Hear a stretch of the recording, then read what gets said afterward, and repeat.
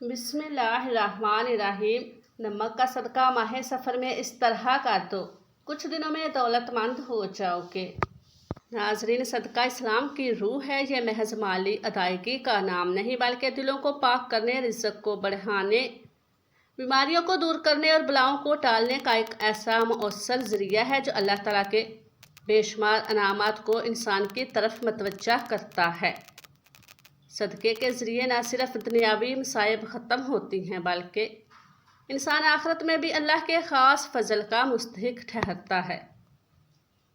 اسی طرح صدقہ میں ایک چھوٹا مگر عظیم عمل ہے نمک کا صدقہ دینا، خاص طور پر جب یہ صدقہ ماہ سفر میں ادا کیا جائے تو اس کی روحانی طاقت کئی گنا بڑھ جاتی ہے۔ ماہ سفر کو بہت سے لوگ نحوست کا مہینہ سمجھتے ہیں، حالانکہ اسلام میں کوئی مہینہ منحوس نہیں ہوتا۔ یہ بات حقیقت ہے کہ بعض مہینے آزمائشوں، بلاؤں اور فتنوں کے لحاظ سے دوسرے مہینوں کی نسبت زیادہ سخت ہوتے ہیں۔ ان میں ایک مہینہ سفر کا بھی ہے۔ اس مہینے میں بعض لوگ بیماریوں، مالی تنگی، گھر کے جھگڑوں اور ذہنی پریشانیوں کا شکار ہو جاتے ہیں۔ علماء کرام اور اولیاء کاملین نے صدیوں سے اس مہینے میں خاص طور پر صدقے کی تلقین کی ہے تاکہ ان آزمائشوں سے نجات حاصل کی جا سکے۔ ماہ سفر نمک کا صدقہ دینا ایک مجرب اور آزمودہ روحانی عمل ہے۔ روحانی شخصیات جیسے حضرت امام جعفر صادق رضی اللہ تعالیٰ عنہ، حضرت شیخ عبد القادر جیلانی رحمۃ اللہ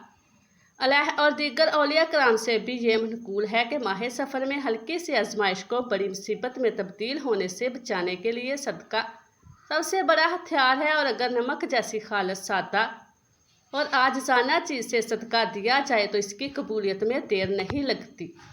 اب یہ جاننا بھی ضروری ہے کہ نمک کا صدقہ کس طرح دیا جائے۔ اس کا طریقہ نہایت سادہ مگر دل کو ہلا دینے والا ہے۔ ایک شخص روزانہ یا کم از کم ایک ہفتے میں ایک بار سفید یا کالا نمک جو سادہ ہو، خوشبودار ہو یا زعفرانی ہو، کسی فقیر، مستحق، یتیم یا بیمار کو اللہ کی رضا کے لیے دے دے اور دل میں یہ نیت کرے کہ اللہ، میں اس صدقے کے ذریعے اپنے گناہوں، مصیبتوں اور تنگ دستی کو دور کرنے کے لیے تجھ سے مدد مانگتا ہوں، تو اللہ تعالیٰ کے فضل سے ایسی برکت نازل ہوتی ہے، کچھ دنوں میں حالات بدلنے لگتے ہیں۔ ناظرین، یہ صدقہ کرنے کے لیے آپ کو کسی بڑے خرچے کی ضرورت نہیں، کسی خاص وقت کا انتظار نہیں اور نہ ہی کسی پیچیدہ طریقہ کار کی ضرورت ہے۔ بس نیت کر لیں، نمک لے لیں اور مستحق کو دے دیں، ساتھ میں دل سے دعا مانگیں، اللہ تعالیٰ سے تعلق قائم کریں اور پھر اللہ کا کرم اپنی آنکھوں سے دیکھیں۔ ماہ سفر میں جب اکثر لوگ بے چینی، خوف اور غیر یقینی سی کیفیت کا شکار ہوتے ہیں، تب یہ چھوٹا سا عمل ایک عظیم روحانی ڈھال بن جاتا ہے۔ جب کوئی بندہ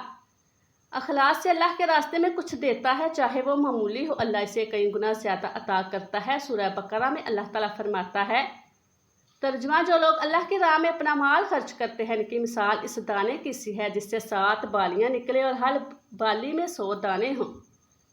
نمک اگرچہ دنیاوی اعتبار سے قیمتی نہیں، لیکن روحانی اعتبار سے یہ وہ دانہ ہے جو سینکڑوں گنا پھل دیتا ہے، خاص کر جب اسے سفر کے مہینے میں خالص نیت سے صدقے میں دیا جائے۔ یہی وجہ ہے کہ اولیاء کرام نے فرمایا، ماہ سفر میں اگر تم نے نمک کا صدقہ دے دیا تو تم نے گویا اپنے سر سے بلاؤں کا سایہ اتار دیا۔ ناظرین، کالا جادو ہو، سفلی علم ہو یا کسی بھی قسم کا علم ہو، جادو اثر ضرور کرتا ہے۔ جب کوئی شخص روحانی اعتبار سے کمزور ہوتا ہے تو جادو اس شخص پر بہت ہی زیادہ اثر کرتا ہے۔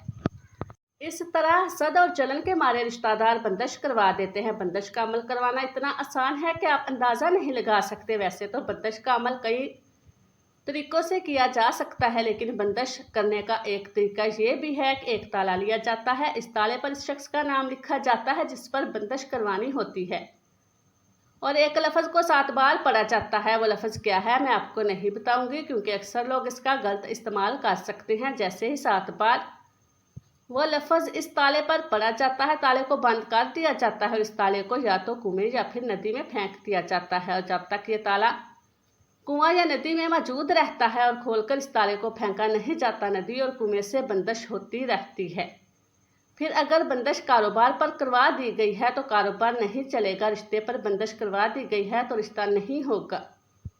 اس کے باوجود کہ لڑکا اور لڑکی بہت خوبصورت اور اعلیٰ تعلیم یافتہ ہی کیوں نہ ہو، اس لیے بندش کا عمل بھی बेहद ख़तरनाक है, लेकिन माह सफ़र में नमक का सदका देने से कितना ही सख्त जादू हो या बंदिश हो, सख्त से सख्त जादू और बंदिश ख़त्म हो जाती है। इसी तरह अगर नज़र बद की वजह से तमाम मुसीबतें और परेशानियां आ रही हैं तो नमक का सदका देने से नज़र बद उतर जाती है।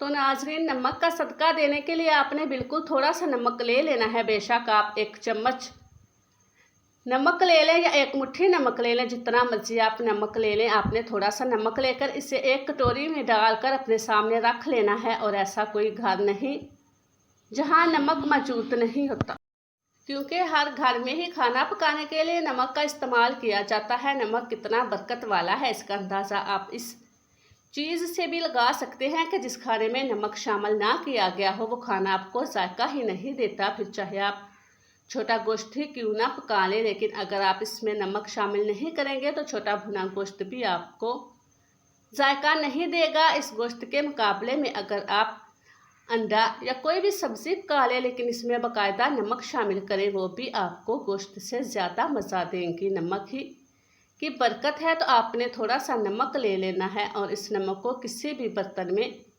डालकर आपने अपने सामने रख लेना है।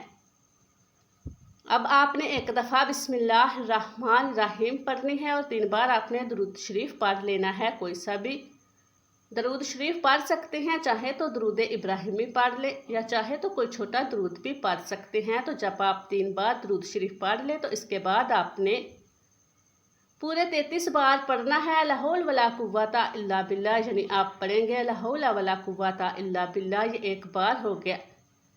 फिर पढ़ेंगे ला हौल वला कुव्वता इल्ला बिल्लाह, ये 2 बार हो गया। इस तरह आपने पूरे 33 बार पढ़ लेना है। ला हौल वला कुव्वता इल्ला बिल्लाह पढ़ने से इंसान अपनी बेबसी का इकरार करता है। इस तरह से अल्लाह ताला की मदद इंसान के कामों में शामिल हो जाती है। और इस चीज़ को आप खुद सोच सकते हैं कि जब इंसान के कामों में अल्लाह की मदद शामिल हो जाती है तो काम कैसे बनने लगते हैं। इसलिए अगर आपके भी काम नहीं बनते, मुश्किलें परेशानियां आ जाती हैं, रुकावटें बहुत आती हैं, तो कोशिश किया करें कि ला हौल वला कुव्वता इल्ला बिल्लाह पढ़ कर अल्लाह ताला से मदद तलब किया करें, अपने कामों में आसानियां पैदा करें। जब आप पूरे 33 बार पढ़ लें तो इसके बाद आपने 33 बार ही पढ़ना है अस्तगफिरुल्लाह, यानी आप कहेंगे अस्तगफिरुल्लाह, ये 1 बार हो गया। फिर पढ़ेंगे अस्तगफिरुल्लाह, ये 2 बार हो गया। इस तरह आपने पूरे 33 बार अस्तगफिरुल्लाह का विर्द कर लेना है। नाजरीन, माह सफ़र में जितना मुमकिन हो सके इस्तगफार की कसरत करनी चाहिए। इस्तगफार की कसरत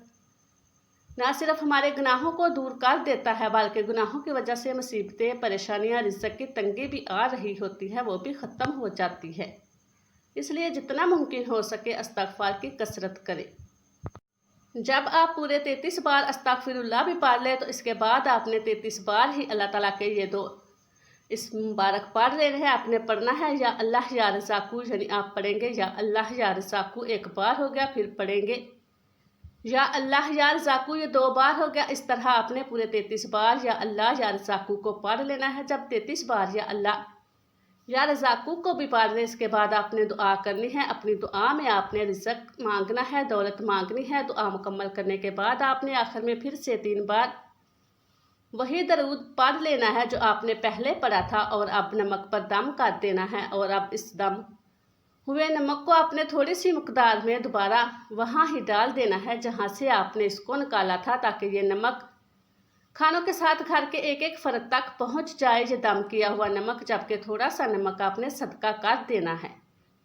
अब नमक का सदका आप 2 तरह से कर सकते हैं। या तो आप इस नमक को थोड़े से और नमक में मिलाकर किसी गरीब को दे दें, ताकि वो गरीब इस नमक को खाना पकाने के लिए अपने खानों में इस्तेमाल कर ले।